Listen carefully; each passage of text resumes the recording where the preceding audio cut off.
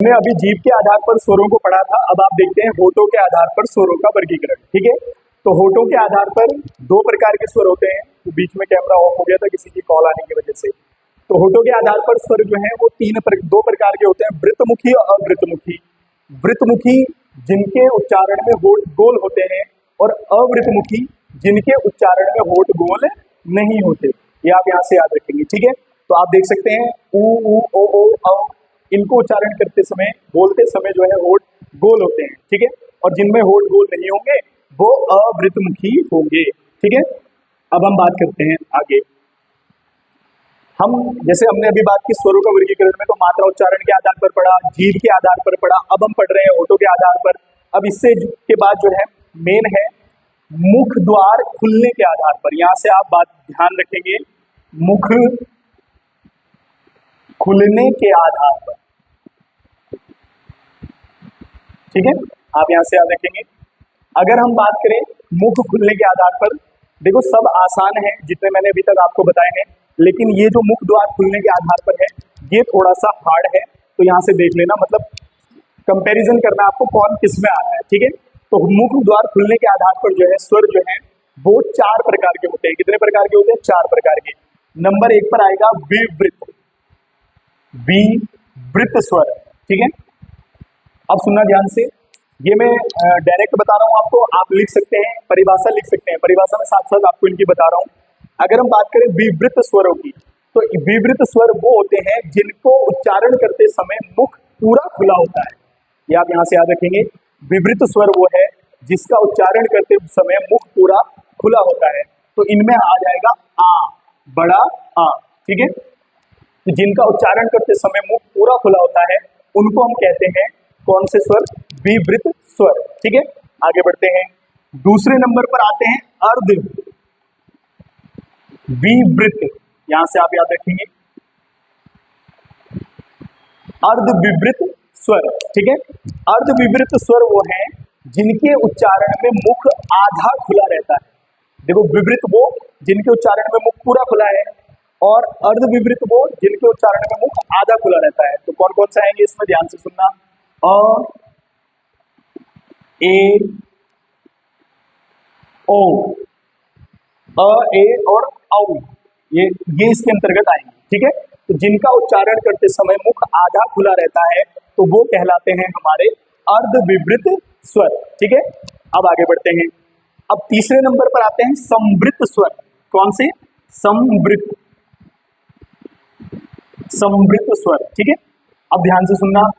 विवृत वो जिनके उच्चारण करते समय मुख पूरा खुला था, और अर्धविवृत वो जिनमें आधा खुला था। संवृत वो है जिनका उच्चारण करते समय मुख पूरा बंद रहता है, लगभग ही बंद रहता है। यानी कि जिनका उच्चारण करते समय मुख जो है लगभग बंद रहता है, वो स्वर हमारे क्रम से कहलाते हैं अर्ध संवृत, वो सॉरी संवृत स्वर कहलाते हैं। ठीक है, तो इसमें हमारे आ जाएंगे ई, बड़ी ई, ऊ और बड़ा ऊ। ठीक है, तो ये किसके अंतर्गत आएंगे? ये अर्ध संवृत के अंतर्गत आएंगे, सॉरी संवृत के अंतर्गत आएंगे, जिनमें मुख द्वार पूरा लगभग बंद रहता है। ठीक है, अब चौथे नंबर पर इसमें आ जाएगा आपका अर्ध संवृत। क्या आएगा? अर्ध संवृत। यहां से आप याद रखेंगे, देखो ये मुख द्वार खुलने के आधार पर चार प्रकार हो गए, विवृत स्वर, अर्ध विवृत स्वर और संवृत स्वर और अर्ध संवृत स्वर। ठीक है, अब अर्ध संवृत में कौन कौन से आ जाएंगे? तो इसमें जो है आपका आ जाएगा ए और ओ।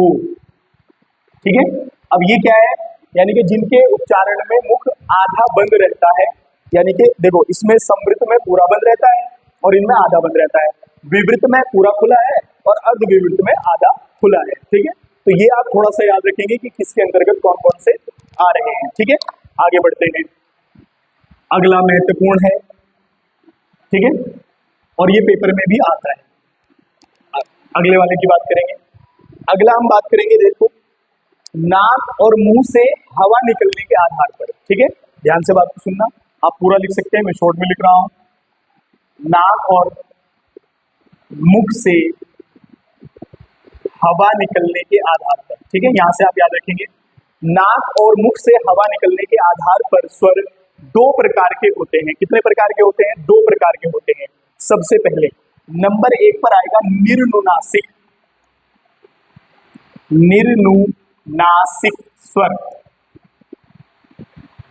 दूसरा, एक बार इसका पेपर में नाम आता है निर्नुनासिक का, याद रखना पेपर में अगर पूछे तो इनको मौखिक स्वर भी कहा जाता है। क्या बोलते हैं इनको?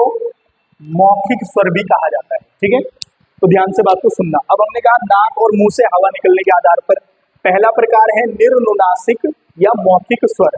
तो सुनना ध्यान से, जिनका उच्चारण करते समय हवा केवल मुख से बाहर आती है तो वो जो है स्वर कहलाता है निर्नुनासिक स्वर। जिनका उच्चारण करते समय हवा केवल मुंह से बाहर आती है, या आप ये लगा दें, देखो यहाँ पर नी लिखा है, निर्नुनासिक यानी कि जिनमें नाक का यूज नहीं हो रहा है, नाक का प्रयोग नहीं हो रहा है, तो वो हमारे कौन से स्वर हैं? निर्नुनासिक या मौखिक स्वर है। और जिनके उच्चारण में नाक का प्रयोग होगा वो अनुनासिक स्वर होंगे। अब कौन कौन से, सुनना ध्यान से। इसके अंतर्गत अगर हम बात करें निर्नुनासिक स्वरों के अंतर्गत, तो सारे आ सकते हैं। इसमें अ भी आ सकता है, इसमें ई भी आ सकता है, इसमें ऊ भी आ सकता है। ठीक है, सारे आ सकते हैं, तो इसलिए आप यहाँ पर आदि लगाएंगे। अब सारे क्यों आएंगे मैं आपको बता रहा हूँ, अभी ध्यान से सुनना। ठीक है, हमने कहा नाक और मुंह से हवा निकलने के आधार पर निर्नुनासिक या मौखिक स्वर, और अगर जो है जिनके नाक और मुंह से हवा, मतलब इसमें केवल जो है मुख से हवा बाहर आ रही है, ठीक है, नाक का यूज नहीं हो रहा है। और दूसरा प्रयोग जो है इसका टाइप है अनुनासिक। क्या आएगा?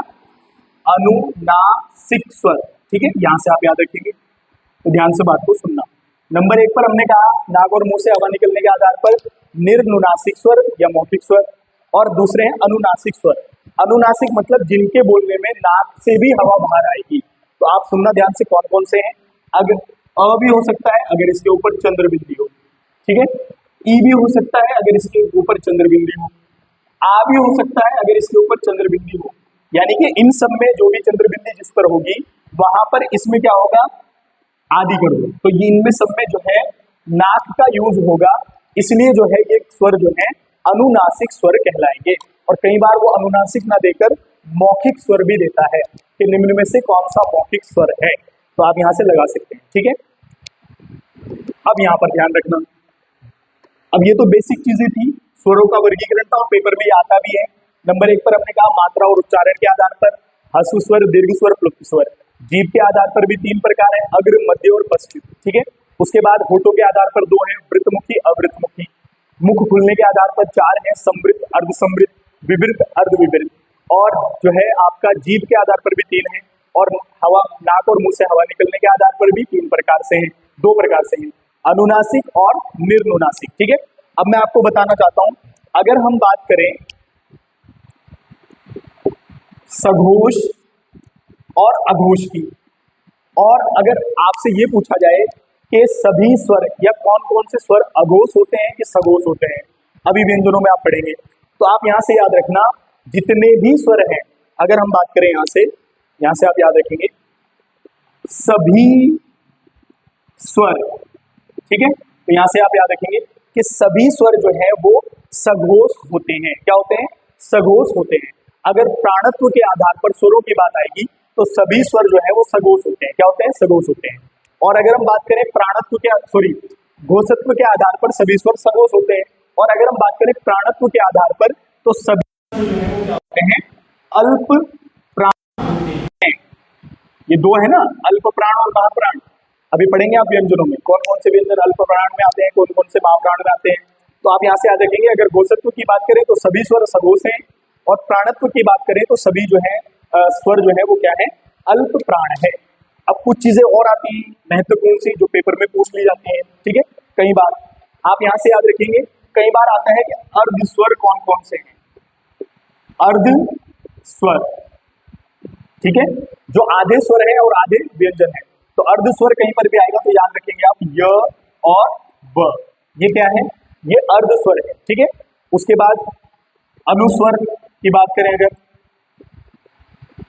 अनुस्वर की, तो ये तो आपको पता ही है, आप यहां से याद रखेंगे। ठीक है, ये बेसिक चीजें हैं, कई बार पेपर में पूछ ली जाती है। ठीक है, दूसरी बात, दूसरे नंबर पर बात करेंगे उदासीन स्वर।